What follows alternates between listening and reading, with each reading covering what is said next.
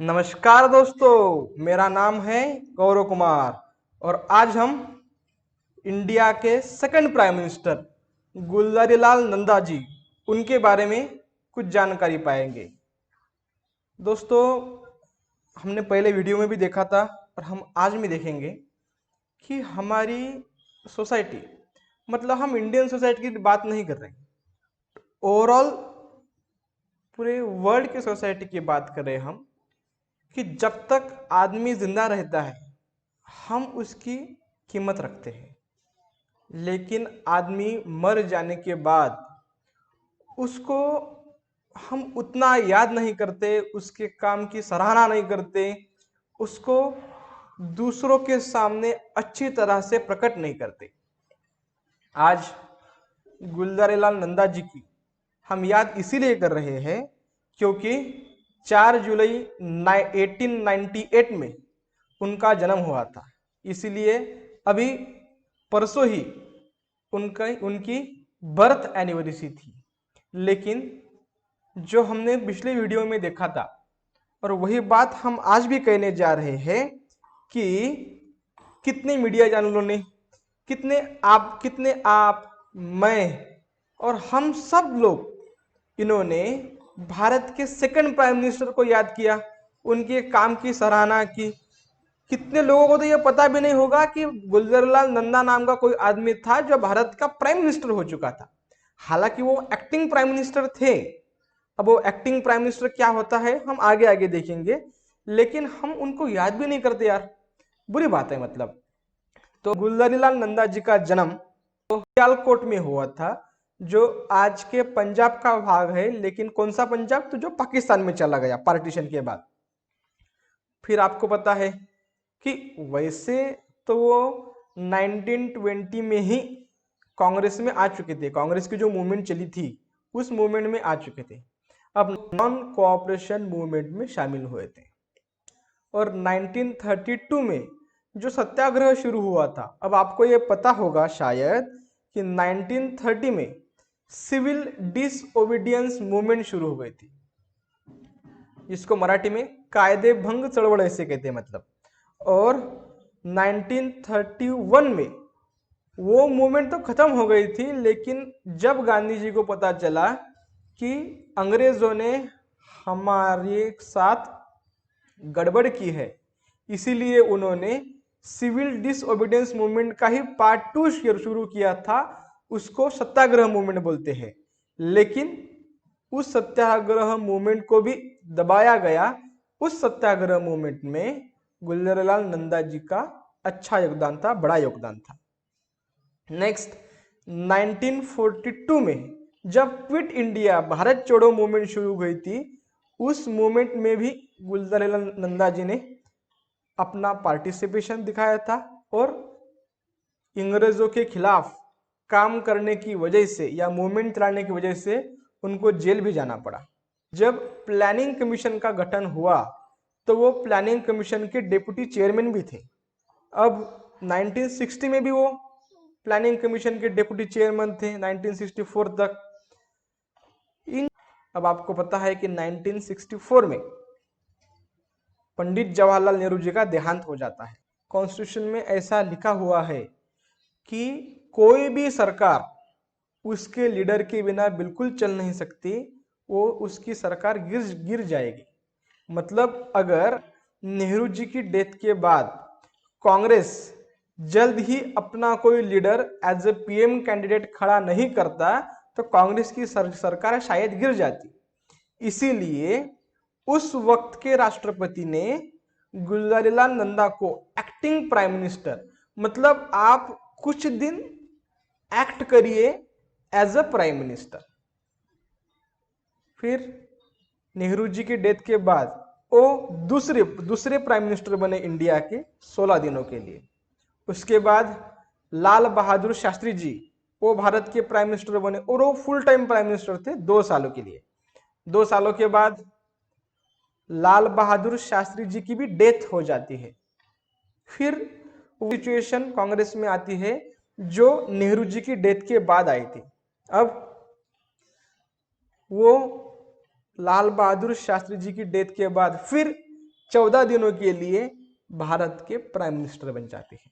और उसके बाद इंदिरा गांधी जी प्राइम मिनिस्टर का पद संभाल लेती है और गुलज़ारीलाल नंदा जी इंदिरा गांधी जी के लीडरशिप में जो सरकार बनती है उसमें वो होम मिनिस्टर का पद संभालते हैं।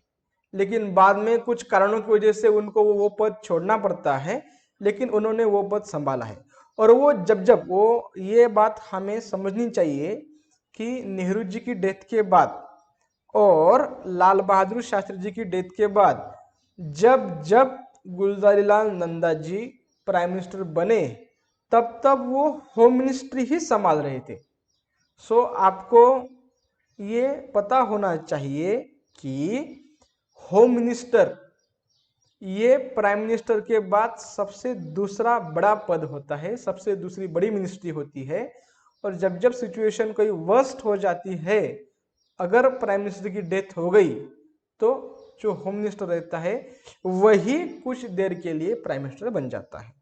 और ये हमने पढ़ा भी है, क्योंकि जब अटल बिहारी वाजपेयी जी प्राइम मिनिस्टर थे तो उनकी गवर्नमेंट के होम मिनिस्टर लाल कृष्ण आडवाणी जी थे, जो वाइस पीएम उप पंतप्रधान कहे जाते थे।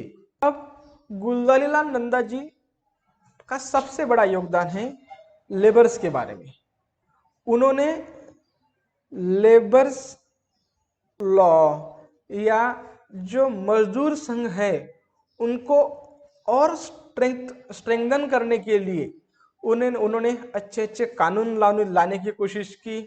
या जो सच्चा पॉलिटिशियन होता है उसको कैसे दिक्कतों का सामना करना पड़ता है, तो पॉलिटिक्स से संन्यास लेने के बाद सरकारी गाड़ी सरकारी बंगला तो छूट गया।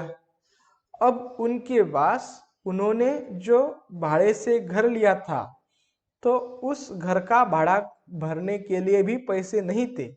तो एक बार तो घर के मालक ने उनको और उनके साथियों को या उनके घर वालों को घर से निकाल दिया था। क्या आपने ये बात कभी सुनी है कि देश का कोई भी पॉलिटिशियन इतनी दिक्कतों से गया होगा अपने पॉलिटिकल संन्यास लेने के बाद?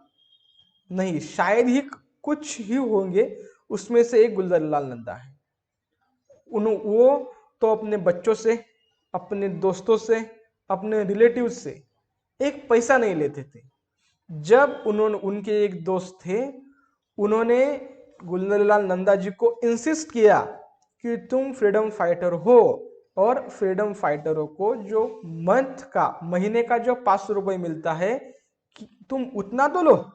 इसीलिए उस दोस्त ने इंसिस्ट करने के बाद गुलज़ारीलाल नंदा जी ने वो 500 रुपये के लिए वो फॉर्म भरा और उसके बाद उनको 500 रुपये महीना एज अ फ्रीडम फाइटर करके शुरू हुआ।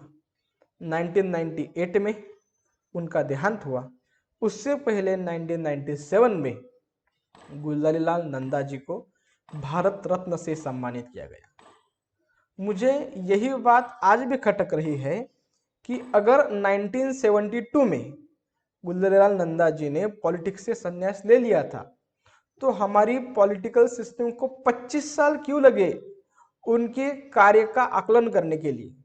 आपको और मुझे भी पता है कि सचिन तेंदुलकर, लता मंगेशकर और जैसे अलग अलग लोग हैं जिनको उनके काम के लिए बहुत जल्दी ही भारत रत्न दिया गया। पीवी नरसिम्हा राव के बारे में आज हम पढ़ रहे हैं, गुलज़ारीलाल नंदा के बारे में थर्ड हम पढ़ते हैं डॉक्टर, मतलब पढ़ेंगे शायद आगे, डॉक्टर बाबा साहेब आम्बेडकर को 1992 में, मतलब उनके मरणोपरांत उनको भारत रत्न दिया गया था। और उसी वक्त वल्लभ भाई पटेल जी को भी भारत रत्न दिया गया था। अगर वल्लभ भाई पटेल जी की मृत्यु 1950 में ही हो जाती है और डॉक्टर बाबा साहेब आम्बेडकर की मृत्यु 1956 में ही हो जाती है, अगर उन्होंने जो काम किया वो मरणोपरांत वो काम रुक गया, फिर हमारे सिस्टम को इतना समय क्यों लगा? मतलब डॉक्टर आम्बेडकर के काम को जानने के लिए लगभग लगे हमको 30-40 बरस, और उतना ही समय लगा वल्लभ भाई पटेल जी के काम को जानने के लिए।